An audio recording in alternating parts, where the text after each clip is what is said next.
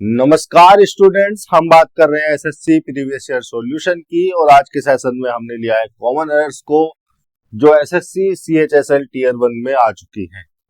देखिए, हम यहाँ पर सेंटेंसेस का सिंटैक्टिकल एनालिसिस करते हैं, जिसके थ्रू मैं आपको सेंटेंस में यूज होने वाले ग्रामेटिकल कॉन्सेप्ट के बारे में बताता हूँ। हम यहाँ पर स्ट्रक्चर को फंडामेंटली वर्ड टू वर्ड जो है एनालाइज करते हुए चलते हैं। हम देखते हैं कि सिंटेक्स में क्या यूज हुआ है, किस तरह का ग्रामेटिकल अरेंजमेंट है, किस तरह का ग्रामेटिकल पैटर्न है और किस तरह के स्ट्रक्चर को यूज करके किस ऑब्जेक्टिव मीनिंग को कन्वे करने की कोशिश की जा रही है। ये अप्रोच जो है आपके लिए बहुत जरूरी है। यहाँ पर लिखा हुआ है ऐसा करो मास्टर बनो, बिल्कुल सही बात है। जो है आपको किसी भी एसएससी के किसी भी एग्जाम को बहुत अच्छे नंबरों से क्वालिफाई करने के लिए मास्टर ही बनना पड़ेगा। और मास्टर बनने के लिए आपको अपने दिमाग का पूरा इस्तेमाल करना पड़ेगा, रटने रटाने से काम नहीं होगा। ये हमारी आज की वीडियो का पहला सेंटेंस। ये वाला सेंटेंस जो है SSC CHSL tier 1 shift third 4 March 2018 वाले क्वेश्चन पेपर में आ चुका है। क्या लिखा हुआ है? शी से सेंटेंस स्टार्ट हुआ है, जो कि एक प्रोनाउन है। निश्चित रूप से यहाँ पर ये सब्जेक्ट के फंक्शन में ही है। उसके बाद देखिए यहाँ पर वाज क्वाइट अम्यूजिंग। अब ये स्ट्रक्चर अगर आप देखेंगे, अम्यूजिंग, अम्यूज की आईएनजी फॉर्म लगी है। अम्यूज जो वर्ब होती है, इसका मतलब होता है to entertain someone, to entertain someone या टू मेक समवन स्माइल और लाफ। आपने कुछ ऐसा कर दिया, आपने कोई जोक सुना दिया या आपने कोई ऐसी हरकत कर दी कि उसकी वजह से कोई हंसने लगा, किसी का एंटरटेनमेंट हुआ, तो आपने क्या किया? अम्यूज कर दिया।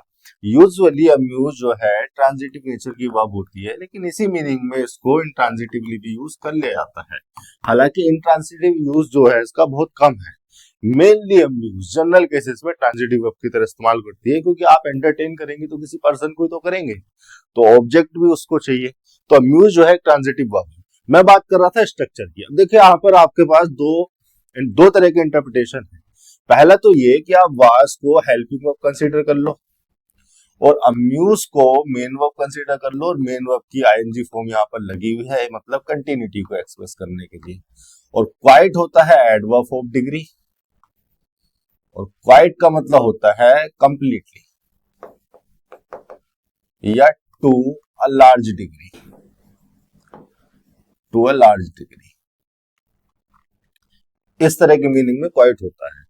तो वाज यहाँ पर हेल्पिंग वर्ब हो गई और अम्यूज हो गई मेन वर्ब आईएनजी फॉर्म में। क्वाइट एडवर्ब डिग्री लग गया इस मेन वर्ब की डिग्री को मॉडिफाई करने के लिए। लेकिन इस इंटरप्रिटेशन में प्रॉब्लम आपके सामने ये आएगी कि अगर आप अम्यूज को ट्रांजिटिव वर्ब कंसीडर कर रहे हैं, जो कि आपको करनी ही पड़ेगी, generally functionally amuse transitive nature की होती है, तो इसके बाद आपको इसका ऑब्जेक्ट चाहिए, जो कि यहाँ पर लिखा हुआ नहीं है।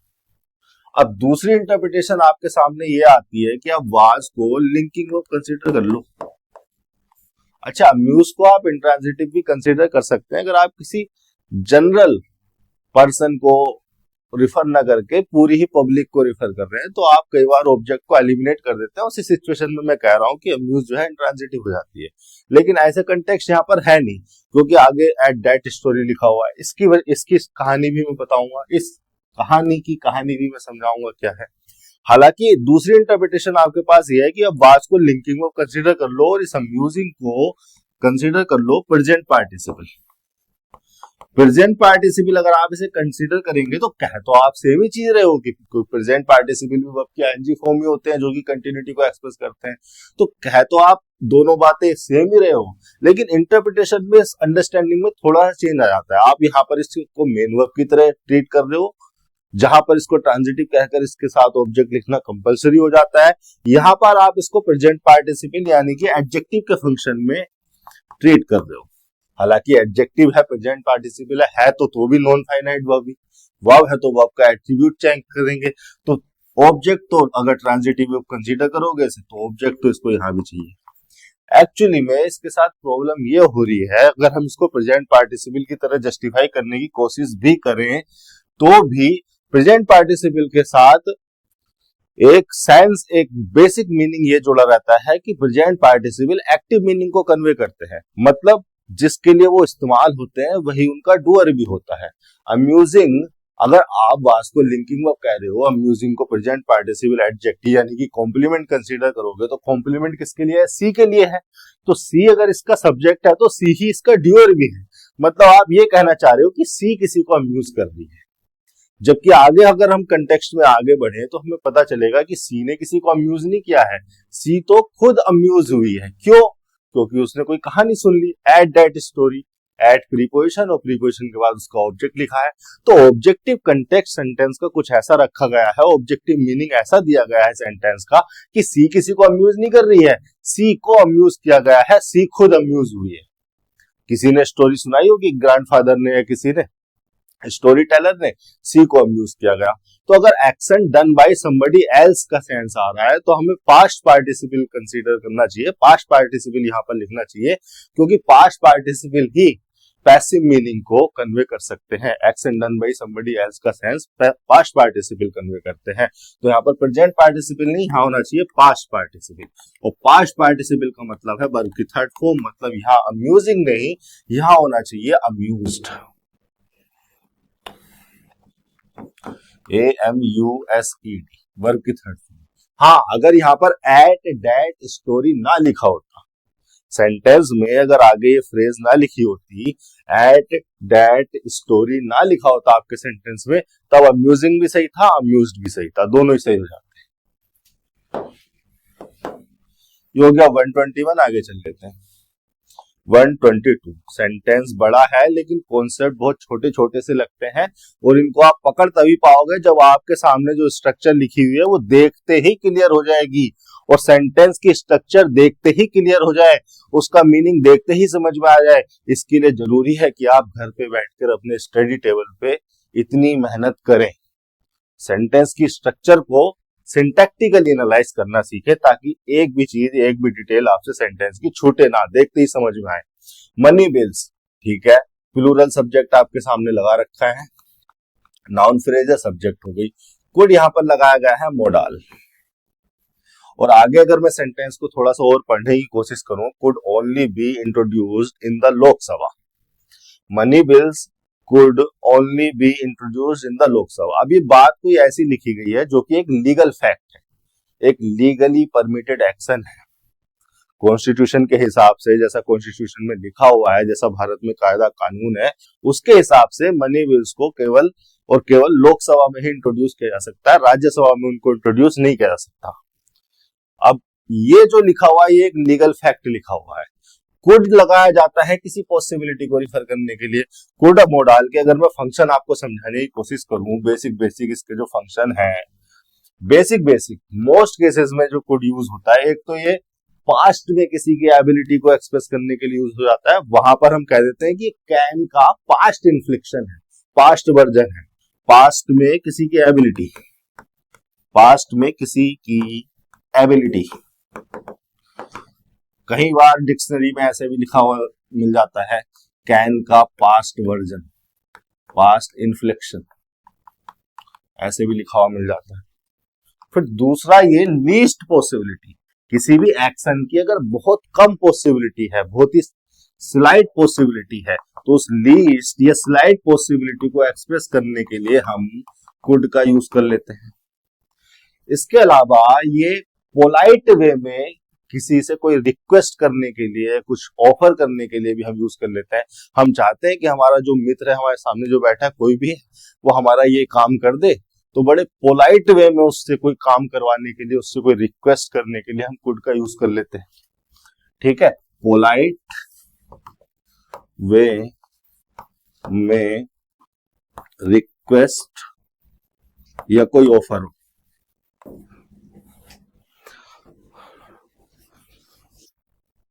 अब देखिए यहां पर ना तो हम कोई एबिलिटी बता रहे हैं मनी बिल्स की पास्ट में, ना कोई पोलाइटनेस का इस्तेमाल किया जा रहा है, ना यहाँ पर कोई पॉसिबिलिटी बताई जा रही है। ऐसा थोड़ी ना है कि हम मनी बिल्स की पॉसिबिलिटी बता रहे हैं कि लोकसभा में इंट्रोड्यूस हो भी सकती है, नहीं भी, और वही बहुत कम पॉसिबिलिटी बता रहे हैं, नहीं। ये जो लिखा हुआ है ये एक लीगल फैक्ट है, कॉन्स्टिट्यूशनली बाउंड है पार्लियामेंट की मनी बिल्स को लोकसभा में इंट्रोड्यूस कराया जाए। तो यहाँ पर इस सिचुएशन में कुड मोडाल की आवश्यकता नहीं है, यहाँ पर कोई और मोडाल होना चाहिए। यहाँ पर हम कैन का इस्तेमाल कर सकते हैं। कैन का इस्तेमाल एक तो एबिलिटी को एक्सप्रेस करने के लिए किया जाता है, इसके अलावा कैन का इस्तेमाल परमिशन को देने के लिए या परमिशन को मांगने के लिए भी इस्तेमाल कर सकते हैं। कैन का यूज परमिटेड एक्शन, कोई एक्शन अगर परमिटेड है, देखिए यहां भी देखेंगे सेंटेंस की स्ट्रक्चर में, तो आगे उसने कैन यूज किया है, where they can be deliberated upon for up to 14 days. तो कहने का मतलब यह है कि यहाँ पर कुड नहीं, कैन सुटेबल था। एबिलिटी के लिए कर सकते हैं, परमिटेड एक्शन के लिए, परमिशन वगैरह के लिए हम कैन का इस्तेमाल कर सकते हैं। एक प्रॉब्लम तो मुझे ये नजर आई यहाँ पर। दूसरी प्रॉब्लम ओनली में भी है। हालांकि ओनली को सेंटेंस की स्ट्रक्चर में इधर उधर नजरअंदाज करते हुए कहीं भी चिपका देते हैं बोलने और लिखने वाले, लेकिन ओनली के बारे में अगर मैं आपको बताऊं तो ओनली जो वर्ड है वो डिटर्मिनर भी हो सकता है, एडजेक्टिव, डिटर्मिनर या एडजेक्टिव के फंक्शन में भी आ सकता है और एडवर्ब के फंक्शन में भी आ सकता है। लेकिन ओनली चाहे डिटर्मिनर एडजेक्टिव हो या चाहे एडवर्ब हो, वो जिसको एम्फेसाइज करने के लिए आता है यूजुअली उससे पहले लिखा जाना चाहिए। और यहाँ पर ओनली को लगाया गया है लोकसभा के बारे में बताने के लिए कि यहाँ पर ये जो मनी बिल्स है only in the Lok Sabha, Rajya Sabha में नहीं, कहीं और किसी बॉडी में नहीं, सिर्फ लोकसभा में। तो ओनली को लोकसभा के लिए लगाया गया है। तो ओनली का जो सही प्लेस, जो प्रॉपर प्लेस होना चाहिए था, वो इस फ्रेज से पहले होना चाहिए था, ओनली इन द लोकसभा, ये ज्यादा सही लगता। लेकिन यूजुअली जो है ग्रामेरियंस इसको नजरअंदाज करते हुए इसको वर्ब से पहले लिख देते हैं। एक ये भी जो है यहाँ पर भी स्ट्रक्चर में इंप्रूवमेंट की आवश्यकता थी।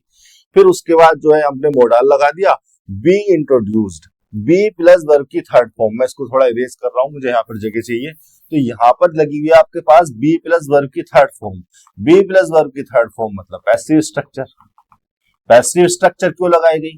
क्योंकि आपकी जो वर्ब थी वो ट्रांजिटिव नेचर की थी, उसके बाद उसका ऑब्जेक्ट तो लिखा हुआ था नहीं, क्योंकि उसका ऑब्जेक्ट तो बन गया सब्जेक्ट। क्यों बन गया सब्जेक्ट? क्योंकि पैसिव स्ट्रक्चर में वर्ब को ले जाना था। मनी बिल्स ने किसी को इंट्रोड्यूस नहीं किया, मनी बिल्स को इंट्रोड्यूस किया जाना है। मनी बिल्स को इंट्रोड्यूस किया जाना है किसी और के द्वारा, पार्लियामेंटेरियंस के द्वारा, सांसदों के द्वारा। तो action done by somebody else है। मनी बिल ये एक्शन नहीं, ये काम नहीं कर रहा, कोई और कर रहा है। तो action done by somebody else मतलब पैसिव स्ट्रक्चर आनी थी, तो बी प्लस वर्ब की थर्ड फॉर्म लगा दी। इन प्रीपोजिशन लगाया, प्रीपोजिशन के बाद उसका ऑब्जेक्ट हो गया उस प्लेस को रिफर करने के लिए। एंड कंजंक्शन लगाया, कोऑर्डिनेट नेचर का कंजंक्शन है, सिमिलर रैंक की स्ट्रक्चर को जोड़ेगा। यहां पर ये किसे जोड़ रहा है? अपॉन बीइंग पास्ट को तो नहीं जोड़ रहा है, ये तो एक प्रीपोजिशन फ्रेज लग गई है, अभी इसके बारे में बताऊंगा। यहां से पढ़ो, are sent to the Rajya Sabha. Money bills can be introduce only in the Lok Sabha and are sent to the Rajya Sabha. तो ये जो सब्जेक्ट आपका लगा था, इसके दो प्रेडिकेट को जोड़ने के लिए एंड कंजंक्शन को लगाया गया है। पहला प्रेडिकेट हो गया था can be introduced only in the Lok Sabha, दूसरा प्रेडिकेट हो गया and are sent to the Rajya Sabha. Money bills एक सब्जेक्ट हो गया, इसके दो प्रेडिकेट जोड़ दिए। पहले प्रेडिकेट में हेल्पिंग वर्ब कैन थी, मेन वर्ब स्ट्रक्चर ये लगी थी। दूसरे प्रेडिकेट में आर बी की फॉर्म हेल्पिंग वर्ब है और सेंट वर्ब की थर्ड फॉर्म लगी है। फिर से पैसिव स्ट्रक्चर का इस्तेमाल करेंगे, क्योंकि मनी बिल्स ने किसी को सेंड नहीं किया, मनी बिल्स को सेंड किया जा रहा है। Action done by somebody else का सेंस आ रहा है, और कहां सेंड किया जाना है उस फाइनल लोकेशन को बताने के लिए, डेस्टिनेशन को बताने के लिए प्रीपोजिशन लगाई टू। प्रीपोजिशन के बाद उसका ऑब्जेक्ट आ गया द राज्यसभा। वेयर जो है एक तरह का एडवर्ब है, रिलेटिव फंक्शन में होता है, ये रिलेट कर देता है। रिलेटिव एडवर्ब भी मैं इसको कई बार कह देता हूं अपने लेक्चर में। रिलेटिव नेचर का एडवर्ब होता है, मतलब ये कि इससे ये मेन क्लोज में किसी प्लेस को रिलेट कर देता है सबऑर्डिनेट को। वेयर किसके लिए लगाया गया है?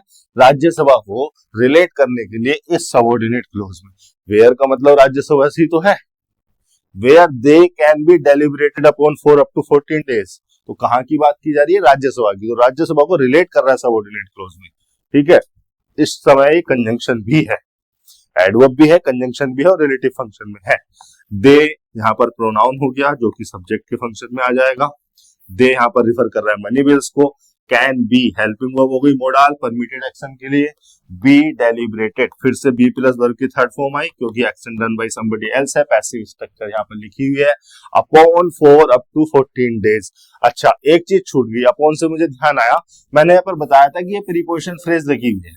अब प्रीपोजिशन फ्रेज के बारे में मैं सिंपल सिंपल बताऊं तो ये हो गई आपकी प्रीपोजिशन, और प्रीपोजिशन अपॉन यहाँ पर लगाई गई है एक कंडीशन को एक्सप्रेस करने के लिए, ठीक है, कि अगर लोकसभा में पास हो जाए बीइंग पास, तो किसके पास होने की बात की जा रही है, ये भी देखिए बी प्लस वर्ब की थर्ड फॉर्म पैसिव स्ट्रक्चर लगी हुई है, यानी कि प्रीपोजिशन के बाद ऑब्जेक्ट आना था, ऑब्जेक्ट लिखा गया जिरंड की फॉर्म में, बी की फॉर्म जिरंड की फॉर्म में लिखी गई, बी का इन्फ्लिक्शन जो है जिरंड में लिखा गया वर्ब की आईएनजी फॉर्म, और चूंकि बी की फॉर्म लिखी गई तो बी तो लिंकिंग नेचर की वर्ब है, उसने अपने बाद वर्ब की थर्ड फॉर्म पास्ट पार्टिसिपल के रूप में ले ली, तो बी प्लस वर्ब की थर्ड फॉर्म लग रही है, स्ट्रक्चर पैसिव स्ट्रक्चर ही कंसीडर करेंगे इसको। मैं ये कहना चाह रहा हूं कि अपॉन क्यों लगाया गया, अपॉन लगाया गया कि उनका वहां पर भेजा जाना, सेंड टू द राज्यसभा, इस एक्शन का ये एक्शन डिपेंड करता है किस पर, इस वाले एक्शन पर, बीइंग पास, कि पास होंगे तभी वो राज्यसभा को भेजे जाएंगे। तो अपॉन जो यहाँ पर प्रीपोजिशन लगाई गई उस डिपेंडेंसी को एक्सप्रेस करने के लिए लगाई गई, और चूंकि इस वर्ब के लिए लगाई गई है तो मैं इसको एडवर्ब फ्रेज ही कहूंगा, शुरू में लिख दी गई सेंटेंस को एक प्रॉपर मैनर में बोलने के लिए, ठीक है। Where they can be deliberated upon for up to 14 days, upon preposition हो गया, और प्रीपोजिशन के बाद लगा है उसका ऑब्जेक्ट, सॉरी जब ऐसे हो जाती है गड़बड़ कोई बात नहीं, they can be deliberated upon, deliberated upon, deliberated upon, ये डेलिब्रेट अपॉन, डेलिब्रेट अपॉन, ये पूरी की पूरी जो है एक ट्रांजिटिव फ्रेजल वर्ब है जिसका ऑब्जेक्ट क्या होना था, देम, देम मतलब मनी बिल्स, लेकिन चूंकि पैसिव स्ट्रक्चर लिखी है तो मनी बिल्स यानी कि दैम का तो हो गया दे, सब्जेक्ट बन गया, डेलिब्रेटेड अपॉन को वर्ब की थर्ड फॉर्म के स्ट्रक्चर में लिख दिया। तो ये जो अपॉन प्रीपोजिशन है इसका जो ऑब्जेक्ट होना चाहिए था वो होना चाहिए था दैम, कब, जब ये एक्टिव स्ट्रक्चर होती, लेकिन चूंकि पैसिव में लिख दिया गया तो अपॉन को ऐसे ही रहने देंगे, दे उधर पहुंच गया। फोर प्रीपोजिशन लगा हुआ है, फोर प्रीपोजिशन लगा हुआ है इस ड्यूरेशन को रिफर करने के लिए, ड्यूरेशन को रिफर करने के लिए फोर प्रीपोजिशन लगाते हैं, और ड्यूरेशन है 14 डेज, डेज यहाँ पर नाउन हो गया, 14 हो गया इसके लिए डिटर्मिनर, और ये अप टू लगा हुआ है एडवर्ब इस डिटर्मिनर को बताने, इस डिटर्मिनर को फर्दर मॉडिफाई करने के लिए, 14 को फर्दर मॉडिफाई करने के लिए अप टू लगा दिया, तो अप टू को मैं एडवर्ब के फंक्शन में मानूंगा। तो ये कॉम्प्लेक्स स्ट्रक्चर होती है, लेकिन अगर आप इनको फंडामेंटली इस तरह से एनालाइज कर लेंगे तो ये सब आपको आसान लगने लगेगा। आगे चल लेते हैं। 123 क्या लिखा हुआ है, my best wishes are always with you, my best wishes, wishes के बारे में पहले बात कर लेता हूं। ये जो वर्ड है विश, ये वर्ब भी हो जाता है और नाउन भी हो जाता है, WISH, विश, जब वर्ब होगा तो इसका मतलब क्या होगा, to want to do something, to want to do something, आप कुछ करना चाहते हैं मतलब आप वो विश कर रहे हैं, या फिर to hope, to hope for something, या फिर टू डिजायर, एक ही चीज लिख रहा हूं मैं अलग अलग तरीके से, ठीक है। या फिर इसका मतलब हो सकता है जब ये वर्ब होती है to express feelings of kindness, या to express kind feelings, to express kind feelings for someone at या on हैप्पी ओकेजन, कोई अच्छी ओकेजन है, कोई बढ़िया ओकेजन है, तो आप उस ओकेजन पे क्या करते हो, अपनी काइंड फीलिंग्स को एक्सप्रेस करते हो। किसी का बर्थडे है तो आप हैप्पी बर्थडे बोलते हो, किसी की एनिवर्सरी है आप हैप्पी मैरिज एनिवर्सरी बोलते हो, तो क्या करते हो, अपनी काइंड फीलिंग्स को एक्सप्रेस करते हो किसी पर्टिकुलर अच्छे ओकेजन पर, तो इसको भी जो है विश करना कह दिया जाता है, ठीक है। अरे आज तुम्हारे भाई का बर्थडे है तुमने विश नहीं किया, इस वाले मीनिंग की बात कर रहा हूं। तो विश जब वर्ब होती है तो ये मीनिंग होता है। विश जब नाउन होगी तो इसका क्या मतलब हो जाएगा? होप, अ होप या डिजायर। अब देखिए, किसी की अगर एक डिजायर है, मेरी एक डिजायर है, एक विश है कि मैं कार खरीदूं, मेरे दोस्त की दो डिजायर है, चार डिजायर है कि मैं कार भी खरीदूं, मेरी जॉब भी लग जाए, मेरी अच्छे से शादी भी हो जाए, मुझे घर भी बनाना है, तो उसकी चार विशेष हो गई। तो इस मीनिंग में होप, विश जब होप या डिजायर को रिफर करता है तो इस मीनिंग में ये सिंगुलर भी हो सकता है, प्लूरल भी हो सकता है।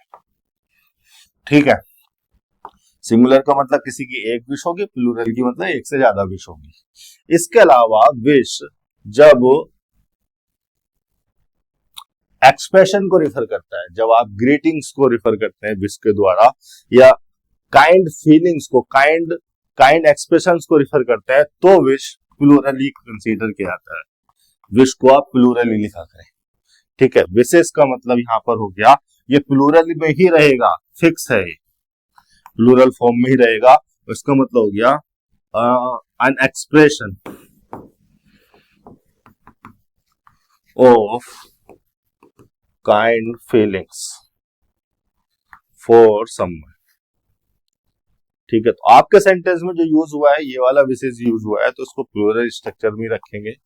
प्लूरल यहाँ पर लगाया गया है बेस्ट, इसके लिए एडजेक्टिव हो गया, माई हो गया पजेसिव डिटरमिनर, ये आपका सब्जेक्ट हो गया। चूंकि प्लूरल है तो आर, इसके हिसाब से लिंकिंग वर्ब की फॉर्म सही लगी है। ऑलवेज विद यू, इसका कॉम्प्लीमेंट हो गया विद यू, प्रीपोजिशन, और प्रीपोजिशन के बाद उसका ऑब्जेक्ट। ऑलवेज लगा है adverb frequency. Adverb frequency usually main verb से पहले लगाई जाती है, लेकिन हमारी जो मेन वर्ब है यहाँ पर लिंकिंग वर्ब है। लिंकिंग वर्ब अगर मेन वर्ब हो रही हो तो एडवर्ब फ्रीक्वेंसी को उसके बाद लिखोगे। ठीक है, लिंकिंग वर्ब मेन वर्ब ही है, लेकिन ऑलवेज को इससे पहले नहीं लिख सकते, एडवर्ब फ्रीक्वेंसी को लिंकिंग वर्ब के बाद ही लिखा जाएगा। अगर बी की कोई फॉर्म यहाँ पे लिखवा दूं, क्या लिखो, रूल नंबर 35, बी की कोई फॉर्म अगर लिंकिंग वर्ब यानी कि मेन वर्ब है तो एडवर्ब ऑफ फ्रीक्वेंसी इनके बाद यूजुअली, जनरली 99.99 केसेस में, परसेंट केसेस में एडवर्ब फ्रीक्वेंसी को मेन वर्ब से पहले लिखा जाता है, लेकिन बी की फॉर्म अगर लिंकिंग वर्ब यानी कि मेन वर्ब हो रही है तो एडवर्ब फ्रीक्वेंसी इनके बाद। और ये कोई ऐसा कोई इसमें रूल नंबर 35 या इतना बड़ा कॉन्सेप्ट नहीं है। इंग्लिश को या किसी भाषा को बोलने का, समझने का एक मैनर होता है, उस मैनर के हिसाब से एडवर्ब के प्लेसेस को आगे पीछे करते रहते हैं। ये हो गया 123। आगे चल लेते हैं 124। क्या लिखा हुआ है? This year we were visited by the director of Austrian cultural forum based on Delhi and together we all wanted to initiate an art festival in South India. This year, year noun हो गया, this हो गया यहाँ पर इसके लिए determiner. देखिए, noun phrase है, मानता हूं, लेकिन नाउन फ्रेज सब्जेक्ट और ऑब्जेक्ट के फंक्शन में ना होकर एडवर्ब ऑफ टाइम के फंक्शन में है। किसी भी टाइम की यूनिट के साथ, जैसे कि वीक, ईयर, मंथ, डिकेड, जनवरी, मतलब कोई भी ऐसी यूनिट, कोई भी ऐसा नाउन जो टाइम की यूनिट हो, टाइम को रिफर करता हो, उसके साथ अगर आपने दिस, दैट, नेक्स्ट, लास्ट लगा दिया तो वो एडवर्ब ऑफ टाइम के फंक्शन में आ जाती है। लगाकर देखो, next year, last month, next decade, next January, ये सारी की सारी क्या हो जाएंगी? एडवर्ब ऑफ टाइम के फंक्शन में आ जाएंगी। तो यहाँ पर ही जो नाउन फ्रेज है एडवर्ब टाइम के फंक्शन में है, इसलिए कॉमा से इसको अलग कर दिया गया, करना ही पड़ता है, एडवर्ब टाइम को शुरू में लिख दिया। वी प्रोनाउन हो गया जो कि सब्जेक्ट के फंक्शन में है। वर विजिटेड, बी प्लस वर्ब की थर्ड फॉर्म की स्ट्रक्चर यहाँ पर लिखी हुई है, यानी कि वी ने विजिट नहीं किया, वी को विजिट किया गया है किसी और के द्वारा। अब किसके द्वारा किया गया है? उस डूअर को रिफर करने के लिए बाय प्रीपोजिशन, उसके बाद लगा दिया उसका ऑब्जेक्ट, द डायरेक्टर। डायरेक्टर को फर्दर रिलेट करने के लिए, बताने के लिए कि डायरेक्टर किससे एसोसिएट है, किस ऑर्गेनाइजेशन का डायरेक्टर था, किस फोरम का डायरेक्टर था, ऑफ प्रीपोजिशन लगाया, प्रीपोजिशन के बाद उसका ऑब्जेक्ट, ऑस्ट्रियन कल्चरल फोरम, ये पूरा का पूरा एक ही फोरम का नेम है, इसको मैं बोलूंगा कंपाउंड नाउन। अब इसमें नाउन, एडजेक्टिव, एडवर्ब मत ढूंढने लग जाना, पूरा का पूरा नाउन है। जैसे कि अभिषेक चौहान, तो इसमें ऐसा थोड़ी ना है कि चौहान को नाउन कह दोगे और अभिषेक को चौहान का एडजेक्टिव कह दोगे, ऐसा नहीं है, पूरा का पूरा एक नाम है, कंपाउंड नाउन इसको बोला जाएगा। फिर कोमा से इसको अलग कर दिया गया। बेस्ड, वर्ब की थर्ड फॉर्म लगाई गई, वर्ब की थर्ड फॉर्म यहाँ पर लगाई जा रही है, तो इसका मतलब पास्ट पार्टिसिपल होगी, और पास्ट पार्टिसिपल है तो मतलब एडजेक्टिव। किसके लिए यूज किया गया है? फोरम के लिए यूज किया गया, फोरम को बताने के लिए कहां पर बेस्ड की गई। ऑन प्रीपोजिशन लगाया गया है, यूजुअली ऑन प्रीपोजिशन सरफेस को रिफर करने के लिए लगाया जाता है। अब देखिए, ऑन प्रीपोजिशन लगाकर दिल्ली को रिफर किया गया, दिल्ली एक रीजन है, दिल्ली को वो रीजन, वो लोकेशन या प्लेस रिफर करने के लिए ही हमने ऑन प्रीपोजिशन लगाया है। लेकिन ऑन प्रीपोजिशन लगाया जाता है सरफेस के लिए। अगर ये भारत का नक्शा है तो आपको पता है कि ये अगर दिल्ली है, तो ऐसा थोड़ी ना है कि वो जो फोरम है पूरे दिल्ली पर बेस्ड है, दिल्ली की सरफेस पर पूरे दिल्ली पर फोरम फैलेंगे, ऐसा नहीं है ना। तो किसी बाउंडेड रीजन को रिफर करने के लिए, कोई भी ऐसा रीजन, कोई भी शहर बाउंडेड ही होता है, एक शहर की बाउंड्री होती है, एक लिमिटेड बाउंड्री है दिल्ली की, उसके बाद दिल्ली नहीं है, गाजियाबाद शुरू हो जाता है, नोएडा शुरू हो जाता है, दूसरे सिटी या दूसरी लोकेलिटी शुरू हो जाती है। तो किसी बाउंडेड रीजन को रिफर करने के लिए ऑन प्रीपोजिशन नहीं, इन प्रीपोजिशन लगाया जाता है। ऑन प्रीपोजिशन सरफेस को रिफर करने के लिए, हमने यहाँ पर दिल्ली को सरफेस की तरह रिफर नहीं किया, हमने उसको एक सिटी की तरह रिफर किया है। उस सिटी में कहीं किसी लोकेशन पे ये फोरम बेस्ड है, तो उस बाउंडेड रीजन को रिफर करने के लिए इन प्रीपोजिशन, प्रीपोजिशन के बाद उसका ऑब्जेक्ट हो गया दिल्ली। यहाँ पर यही गलती थी। एंड कंजंक्शन लगाया गया जोड़ने के लिए, and together we all wanted to initiate an art festival in South India. ठीक है, एंड कोऑर्डिनेट नेचर का कंजंक्शन है, दो इंडिपेंडेंट क्लोजेस को जोड़ रहे हैं। टुगेदर एक एडवर्ब है, टुगेदर एक एडवर्ब है, ये यूनिटी या साइमल्टेनिटी को एक्सप्रेस करने के लिए यूज किया जाता है। अगर आपने कोई काम किसी के साथ किया है, तो इस यूनिटी को, आपके साथ को एक्सप्रेस करने के लिए टुगेदर लगा देते हैं, यूनिटी या साइमल्टेनिटी। आपने दो एक्शन एक साथ कर दी, ये भी कर दिया वो भी कर दिया, जैसे मैं पढ़ा भी रहा हूं और चल भी रहा हूं, तो मैं दोनों एक काम टुगेदर कर रहा हूं। तो इस साइमल्टेनिटी के लिए, साइमल्टेनियस एक्शन को रिफर करने के लिए हम टुगेदर को लगा देते हैं। एडवर्ब है, जिस एक्शन की यूनिटी या जिस एक्शन की साइमल्टेनिटी हमें एक्सप्रेस करनी होती है, उस एक्शन के बाद लिखा जाता है। अगर इंट्रांजिटिव नेचर की वर्ब होगी तो उसके सीधे बाद टुगेदर आ जाएगा, अगर ट्रांजिटिव नेचर की वर्ब होगी तो उसके बाद ऑब्जेक्ट आएगा, फिर टुगेदर को लिखोगे, चाहे साइमल्टेनिटी एक्सप्रेस कर रहे हो चाहे यूनिटी एक्सप्रेस कर रहे हो। लेकिन यहाँ पर इसको शुरू में लिख दिया गया एम्फेसाइज करने के लिए, हम जोर डाल रहे हैं उस यूनिटी पर, कि जो भी काम किया गया है वो यूनिटी के साथ किया गया है। ये जो हम वांट करते हैं आगे की इनिशिएट किया जाए आर्ट फेस्टिवल को, ये टुगेदर करते हैं। तो इस चीज को, इस इंफॉर्मेशन को एम्फेसाइज करने के लिए शुरू में लिख दिया जाता है टुगेदर को, परेशान होने की जरूरत नहीं है।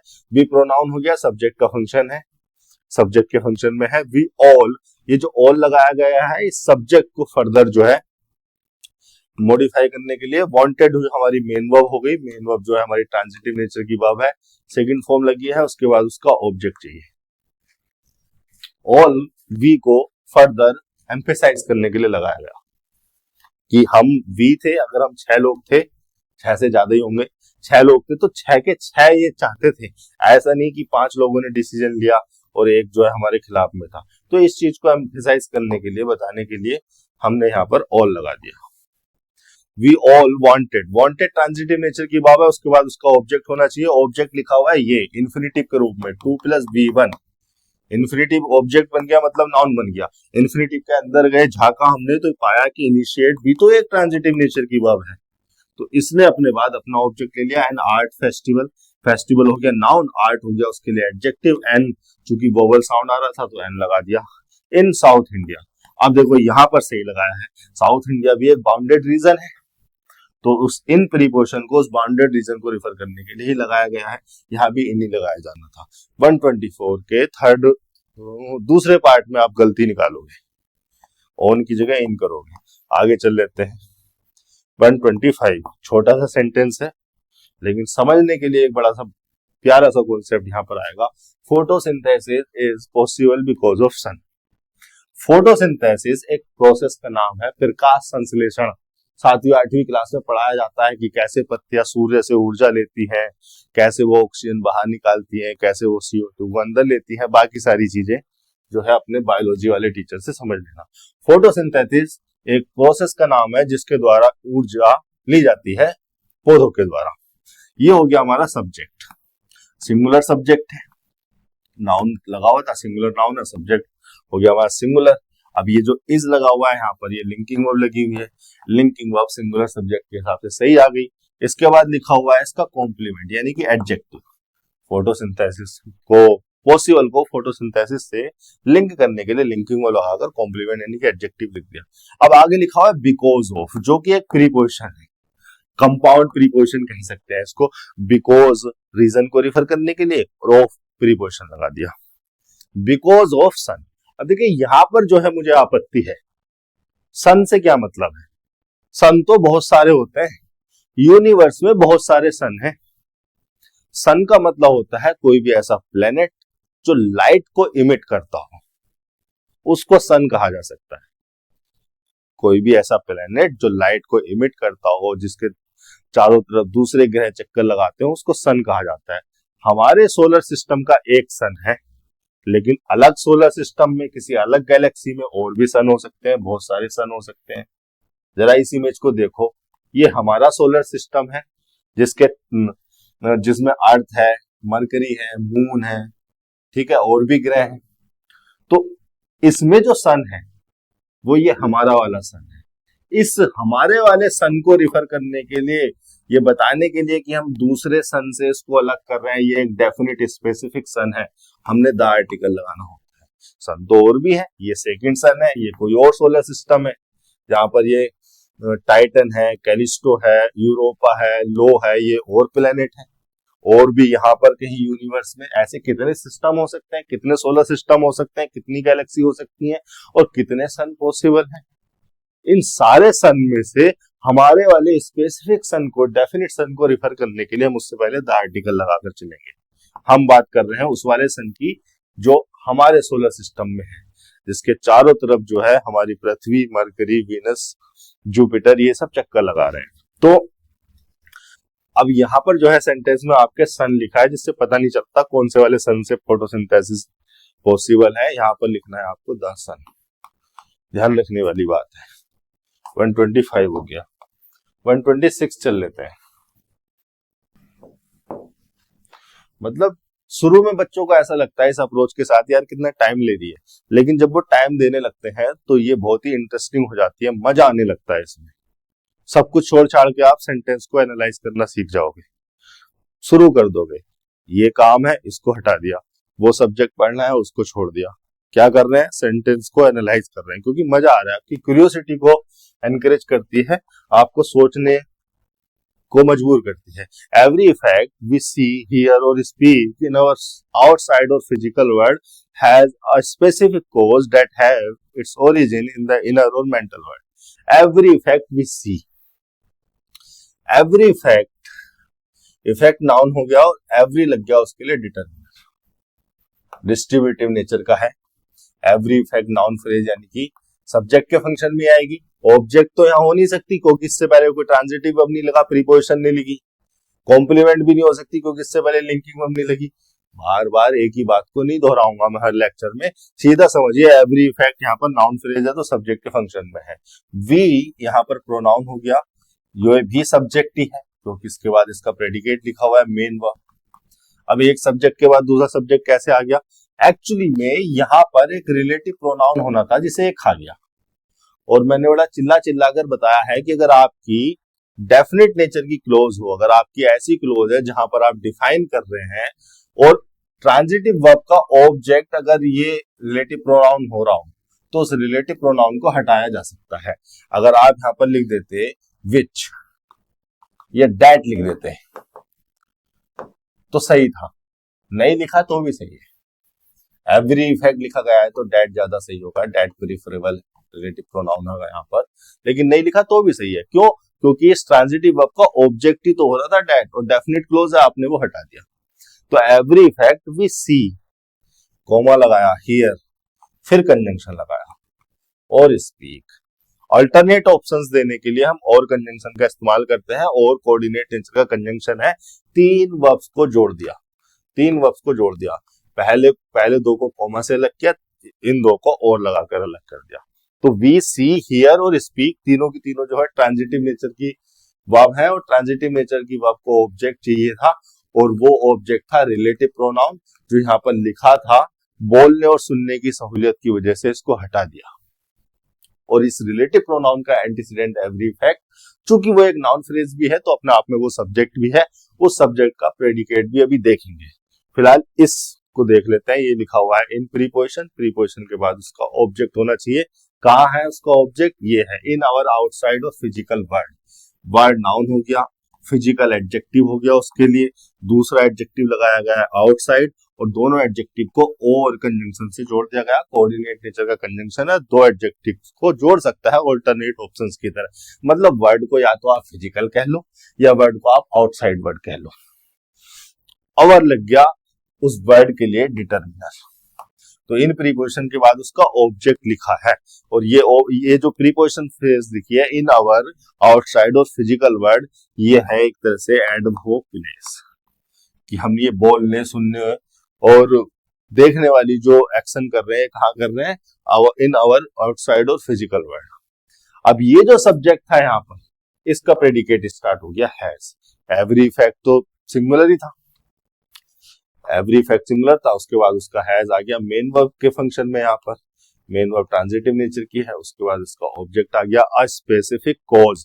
कॉज हो गया यहाँ पर नाउन, स्पेसिफिक हो गया यहाँ पर इसके लिए एडजेक्टिव, अलग गया article. Has a specific cause that have. अब देखिए इस कॉज को फर्दर आगे रिलेट करने के लिए इस क्लोज में क्या लगाया गया? Relative pronoun.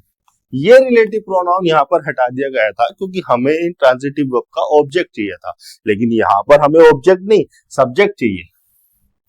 कॉज को फर्दर रिलेट करने के लिए इस सबऑर्डिनेट क्लोज में हमने लगाया दैट रिलेटिव प्रोनाउन, और दैट रिलेटिव प्रोनाउन अपने एंटीसीडेंट को रिलेट कर देगा इससे, और सब्जेक्ट के फंक्शन में है, इसलिए हम उसको हटा ना सके। ऑब्जेक्ट होता तो यहां पर भी हटा देते दैट। अब देखिए दैट लगाया गया है अपने एंटीसीडेंट के लिए, दैट का तो अपना कोई सिंगुलर प्लूरल है नहीं, रिलेटिव प्रोनाउन का कोई सिंगुलर प्लूरल नहीं होता। उनका सिंगुलर या प्लूरल होना डिपेंड करता है उनके एंटीसीडेंट पर, जिसको रिलेट करने के लिए वो लगाए गए हैं। एंटीसीडेंट है कॉज, सिंगुलर नाउन है, तो दैट को भी आप सिंगुलर कंसीडर करोगे। अगर आपका सिंगुलर सब्जेक्ट हो गया तो आपको हैव नहीं हैज लगाना चाहिए यहाँ पर। That has its origin, has फिर से यहाँ पर मेन वर्ब की तरह यूज हुआ है, ट्रांजिटिव नेचर की वर्ब है, उसको अपना ऑब्जेक्ट चाहिए, ऑब्जेक्ट है इट्स ओरिजिन, ओरिजिन नाउन हो गया, इट्स हो गया इसका determiner. In the inner or mental verb, ठीक है, फिर से जो है एडवर्ब प्लेस देने के लिए इन प्रीपोजिशन लगाया, और प्रीपोजिशन के बाद the inner or mental word इसका ऑब्जेक्ट हो गया, वर्ड हो गया नाउन, और मेंटल हो गया उसके लिए एडजेक्टिव। ये इनर भी एडजेक्टिव है, दोनों एडजेक्टिव को और कंजंक्शन से जोड़ दिया ऑल्टरनेट ऑप्शंस के लिए, कि या तो इसको मेंटल वर्ड कंसीडर कर लो या इसको इनर वर्ड कंसीडर कर लो। तो इन प्रीपोजिशन उसका ऑब्जेक्ट हो गया। गलती यहां पर थी, दैट हैव नहीं दैट हैज हो जाएगा। तो इसी तरह से जो है आपको सेंटेंस की स्ट्रक्चर को एनालाइज करना है, एक एक डिटेल पर ध्यान रखते हुए जाना है कि कोई भी वर्ड लगाया गया है तो किस ग्रामेटिकल अरेंजमेंट में है, हमने किस ग्रामेटिकल स्ट्रक्चर को यूज किया है, और किस तरह का मीनिंग हम कन्वे करना चाह रहे हैं। सिंटेक्स का भी ध्यान रखेंगे, सिमेंटिक्स का भी। 200-400 सेंटेंस आपने अपने स्टडी टेबल पर बैठकर इस तरह से लगा लिए, इंग्लिश ग्रामर का खेल खत्म। फालतू में इधर उधर के रूल्स याद करे फिर रहे हो, जब कोई नया एग्जाम आता है तो फिर से वही नोट्स उठा के हर 4 महीने में रट्टा मारने लगते हो। दिमाग है ना, सोचना शुरू करो, समझना शुरू करो। ठीक है, मैं पहले भी कह चुका हूं, अगर आपको किसी भी सेंटेंस में कोई प्रॉब्लम है इस वीडियो में या बाहर से भी कहीं से, तो आप मुझे कमेंट सेक्शन में लिख सकते हैं। आज के सेशन में इतना ही, धन्यवाद।